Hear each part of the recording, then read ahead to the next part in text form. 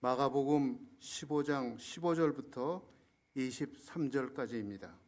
빌라도가 무리에게 만족을 주고자 하여 바라바는 놓아주고 예수는 채찍질하고 십자가에 못 박히게 넘겨주니라. 군인들이 예수를 끌고 브라이도리온이라는 뜰 안으로 들어가서 온 군대를 모으고 예수에게 자색옷을 입히고 가시관을 엮어 씌우고 격리하여 이르되 유대인의 왕이여 평안할지어다 하고 갈대로 그의 머리를 치며 침을 뱉으며 꿇어 절하더라. 희롱을 다한 후 자색옷을 벗기고 도로 그의 옷을 입히고 십자가에 못 박으려고 끌고 나가니라. 마침 알렉산더와 루포의 아버지인 구레네 사람 시몬이 시골로부터 와서 지나가는데 그들이 그를 억지로 같이 가게 하여 예수의 십자가를 지우고 예수를 끌고 골고다라 하는 곳, 번역하면 해골의 곳에 이르러 모략을 탄 포도주를 주었으나 예수께서 받지 아니하시니라. 본문은 예수님이 십자가 지고 골고다 언덕을 오르는 길에서 벌어진 이야기입니다. 유대 총독 빌라도가 예수님에게 십자가형을 내렸습니다. 군인들이 예수님에게 채찍질했습니다. 자색옷을 입히고 가시관을 엮어서 씌웠습니다. 갈대로 머리를 치고 침을 뱉었습니다. 꿇어 절하면서 유대인의 왕이여 평안하라 하며 희롱했습니다. 다시 자색옷을 벗기고 십자가를 지워 끌고 나갔습니다. 빌라도의 관종 안토니오 요새에서 골고다 언덕까지 구불구불한 600m의 오르막길입니다. 이 길을 라틴어로 비아 돌로로사라고 부릅니다. 고난의 길, 슬픔의 길이라는 뜻입니다. 이 길에서 예수님이 머무셨던 9개의 장소가 표시되어 있습니다. 그 중에 5번째 장소에 구레네 시몬의 조각이 있습니다. 본문은 예수님의 십자가를 대신 진 구레네 사람 시몬 이야기입니다. 21절에 구레네 시몬이 소개되어 있습니다. 그는 구레네라는 도시에서 온 사람이었습니다. 구레네는 북아프리카 지중해 연안에 있는 도시입니다. 지금 리비아의 수도 트리폴리 근처입니다. 시몬이란 이름을 보면 그는 타국에 사는 디아스포라 유대인입니다. 유월절 명절을 지내려고 예루살렘에 방문했습니다. 시몬은 알렉산더와 루포라는 두 아들의 아버지였습니다. 마가복음을 기록한 마가는 시몬을 소개하면서 두 아들의 이름을 댔습니다. 이것은 마가복음을 읽는 독자들이 알렉산더와 루포를 잘 알고 있다는 뜻입니다. 마가복음은 이방인을 위해, 특히 로마 교회의 성도를 위해 쓰였다고 알려져 있습니다. 알렉산더와 루포는 초기 교회에서 유력한 교회 지도자들로 보입니다. 야구 선수 이정우 씨가 최근에 미국 메이저리그 샌프란시스코 팀에 입단했습니다. 그의 아버지도 유명한 야구 선수죠. 이종범 씨입니다. 이정우 씨가 처음 야구를 시작할 때는 이종범의 아들이라고 소개되었습니다. 그런데 지금은 이종범 씨는 이치는 옛날 사람이고 아들 이정우가 훨씬 더 유명합니다. 그래서 이종범 씨를 오히려 이정우의 아버지라고 소개를 하지요. 같은 원리로 시몬이 알렉산더 루포의 아버지로 소개된 것입니다. 알렉산더 루포가 초기 교회에서 유력한 지도자였다는 증거가 로마서 16장에 나옵니다. 바울은 로마서 16장 마지막에 로마에 있는 교인들의 이름을 대면서 안부를 전합니다. 13절을 보면 주 안에서 택하심을 입은 루포와 그의 어머니에게 문안하라. 그의 어머니는 내 어머니니라. 여기 루포가 택하심을 입었다고 했습니다. 택하신 자라는 헬라어 톤 에클로크토는 다른 성도들에 비해 봉사와 충성이 뛰어나게 구별된 자를 표현합니다. 이 단어를 영어 성경 RSV, NEB 성경에서는 주님을 탁월하게 따르는 사람으로 번역을 했습니다.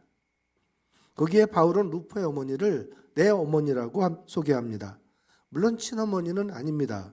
바울이 의붓 어머니로 삼았다는 뜻이죠.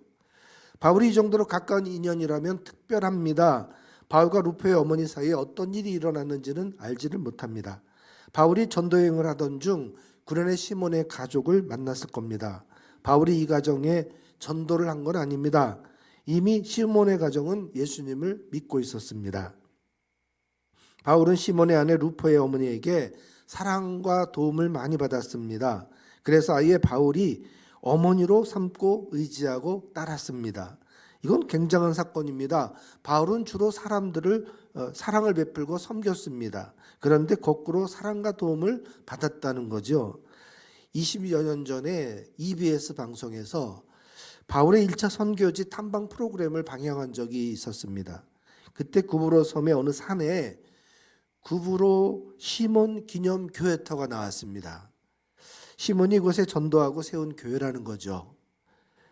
그 교회터가 구레네 시몬이 세운 교회인지 100% 확실하진 않지만 그 주변에 사는 사람들의 이야기를 들어보면 그리 추측을 충분히 할 수 있다는 겁니다. 디아스포라였던 구레네 시몬은 유월절을 지내려고 예루살렘에 왔습니다. 그러다가 예수님이 십자가를 지는 그 장면을 구경하게 되었습니다. 예수님은 지치고 탈진에 쓰러지셨습니다. 다시 일으켜 세워도 십자가의 무게를 감당하지 못하셨습니다. 로마 병사는 하는 수 없이 길에서 구경하던 시몬에게 강제로 이 십자가를 대신 쥐었습니다. 그러나 시몬은 운이 나쁘게도 사형수가 지는 십자가를 대신 졌습니다. 그리고 예수님 대신 골고다 언덕길을 십자가 지고 올랐습니다. 덕분에 구레네 시몬은 십자가 장면을 아주 가까이에서 지켜볼 수 있었습니다. 예수님이 고통 속에서 부르짖는 그 음성을 생생히 들었습니다. 비록 피투성이 벌거벗긴 몸이었지만 시몬은 예수님의 죽음에서 무언가 위대하고 장엄하다는 느낌을 받았습니다. 그야말로 충격이었죠. 훗날 예수님의 십자가 처형을 지휘했던 로마의 백부장도, 예수님의 옆구리를 창으로 찔러 죽음을 확인했던 로마 병사도 크리스천이 되었다고 합니다. 구레네 시몬도 그날 예수님을 만나 엄청난 경험을 했습니다. 예수님의 이야기를 듣고 그도 크리스천이 되었습니다. 그는 집으로 들어가 이 놀라운 이야기를 가족들에게 전했습니다. 그리고 그 가족은 구레네를 떠나 복음의 전도자가 되었습니다. 그러다가 어디선가 사도 바울을 만났겠지요. 바울을 극진히 모셨습니다. 바울과 각별한 사이가 되었습니다. 시몬은 물론 그 아내 그리고 그 두 아들까지 모두 교회 사역자로 섬기며 살았던 것입니다. 성경에 가족 모두 아름답게 신앙의 가정을 이룬 그런 모습을 꼽으라면 이 구레네 시몬의 가정을 꼽겠습니다. 아굴라 브리스가 부부 이야기도 아름답지만 거기에는 자녀 이야기는 안 나옵니다. 그런데 시몬의 가정은 가족 모두 극진히 교회를 섬겼습니다. 그래서 저는 시몬의 가정을 신앙 가정의 모델로 꼽겠습니다. 어떻게 하면 시몬의 가정처럼 가족 모두 헌신하는 신앙 가정이 될 수 있을까요? 그 정답은 가정 예배입니다. 가정은 하나님이 세운 기초 공동체입니다. 내가 예수님을 믿으면 나와 가족이 함께 구원을 받아야 합니다. 한 사람이 신앙하면 향기처럼 그 가정을 덮어 영향을 끼쳐야 하지요. 가정 예배를 드리려면 항상 말과 행동으로 본을 보여야 합니다. 가정 예배를 드리기 시작하면 그 가정은 교회가 되는 것이고 그 가정 예배를 이끄는 가장은 자연스럽게 목사님 역할을 하게 됩니다.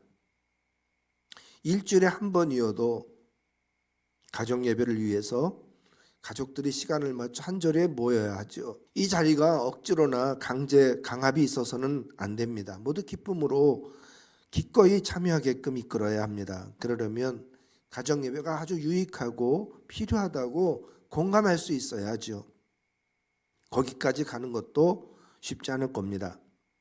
평시에 화목한 가정이라면 가정 예배 모이는 게 어렵지 않습니다. 그러나 가족끼리 조금이라도 갈등이 있고 앙금이 있다면 가정 예배 자리는 불편해집니다.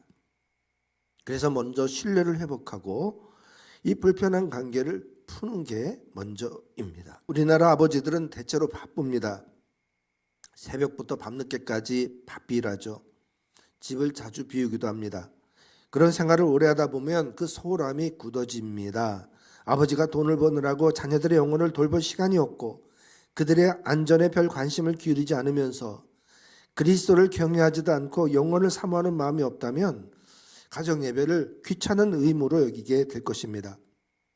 평소 자녀들에게 죄와 악행에 대해 한마디 교훈하지 않는 가장이 어찌 그들의 구원을 위해서 간절히 기도할 수 있겠습니까? 엘리 제사장의 예를 봐도 알 수 있습니다. 못된 자녀들에게 따끔한 훈계를 하지 못했습니다. 결국 하나님의 진노를 그 가정이 피하지를 못했죠. 하나님은 가정 예배를 이끄는 믿음의 가정에게 큰 복을 주십니다. 부모가 또 자녀가 예배하기 위해 한자리에 모이는 것 그 자체가 큰 복입니다. 가정 예배의 하이라이트는 가족의 기도입니다. 부모가 자녀를 위해서 기도하는 것만큼 중요한 일이 없습니다. 가정 예배를 통해 부모의 축복은 그대로 그 자녀에게 부어집니다. 이 기도로 가족들이 나아갈 방향이 정해지고 그들의 열망은 가정 예배 기도에서 피어오르는 향내로 채워지게 될 것입니다. 성경에 이삭이 두 아들 야곱과 에서에게 준 축복 기도가 그렇습니다. 얼마나 엄중합니까? 나중에 에서가 애걸복걸을 해도 에서에게 빌 축복이 별로 남아있지 않아 아주 매정하게 자르는 모습이 있지 않습니까? 야곱도 그 12아들에게 격에 맞는 축복 기도를 일일이 합니다. 특히 손주에 축복할 때는 양팔을 어긋나게 하면서 안수하고 축복을 했습니다. 하나님의 뜻에 따라서 분수에 맞게 격에 맞게 축복을 한 것입니다. 부모의 염려와 사랑이 이렇게 축복 기도로 표현됩니다. 가정 예배를 기도를 통해서 서로의 마음을 이해하게 될 것입니다. 가정 예배는 형제 간의 우애에도 영향을 끼칩니다. 어릴 때부터 은혜의 보좌 앞에 함께 예배한 것이 보이지 않는 끈으로 묶여서 험한 세상을 함께 헤쳐가 나아가는 힘이 됩니다. 오늘부터 제공하는 가정 예배문은 성경의 중요한 150가지의 주제를 다루고 있습니다. 153이라는 숫자는 예수님의 제자들이 예수님 말씀에 순종하여 바다에서 물고기를 잡은 숫자입니다. 성경은 40명의 저자가 1600년에 걸쳐 기록이 되었습니다. 모두 66권이고 1189장이며 31,173절입니다. 이 방대한 구절 한 구절 한 구절 모두 다 생명의 말씀이고 우리에게 구원을 주고 교훈과 책망을 주는 말씀이죠. 이 말씀으로 힘을 얻고 위로받고 소망을 얻으며 또 사명을 받기도 합니다. 그런데 이걸 다 다루려면 아마 평생을 해도 시간이 모자랄 겁니다. 그래서 핵심 주제 153개만을 추렸습니다. 일주일에 한 번이니까 한 사이클을 돌려면 3년 정도 걸리겠죠. 가정예배 순서는 모두 7단계입니다. 먼저 찬송하고 본문을 읽고 그 다음에 말씀을 생각하고 관찰하고 나눕니다. 마무리로 함께 기도하고 축복합니다. 15분에서 한 30분 정도 걸릴 겁니다. 따로 본문에 대한 말씀의 요약분을 또 따로 제공해 드리겠습니다. 또 편지 형식으로도 제공합니다. 이 편지는 카톡으로 가족들에게 전달해 주시면 됩니다. 이 가정 예배문, 또 말씀 요약문, 그리고 편지 이 세 가지를 모두 페이스북 우리 멋지냔 단체방에다가 올려놓겠습니다. 오늘 실은 벌써 올려놨습니다. 여러분은 그 자료들을 참고하면서 가정 예배를 드리면 됩니다. 오늘 가정 예배 키트를 나눠드리겠습니다. 가정 예배보와 중앙에 세우는 작은 십자가를 넣었습니다. 그리고 가정 예배를 드리는 요령 그거를 또 넣어놨고 또 가정 예배문 2장씩 넣어놨습니다. 먼저 예배보를 펼치고 가운데 십자가를 세우십시오. 시작이 중요합니다. 갑자기 가족들이 다 모이지 못하면 혼자라서도 시작하십시오. 그리고 이 가정 예배문은 버리지 말고 잘 모아두면 예배에 빠졌던 가족이 나중에라도 볼 수 있고 또 성경의 아주 중요한 주제를 딱 요약한 그런 자료이기 때문에 나중에도 좋은 자료가 될 것입니다. 가정 예배 후에는 꼭 인증사진을 찍어서 페이스북 제가 올려놓은 그 가정 예배문 자료 밑에 댓글 다는 게 있는데 거기다가 댓글로 사진을 올려주시면 되겠습니다. 그러면 서로 자극이 되고 격려가 될 것입니다. 올해부터 우리 멋진 교회 가정들이 가정 예배를 통해 화목해지고 믿음이 자라기를 축복합니다. 이 가정 예배가 하나님이 복 주시는 통로가 될 수 있기를 축복합니다. 구레네 시몬의 가정처럼 여러분의 가정 모두 믿음으로 든든히 서기를 축복합니다.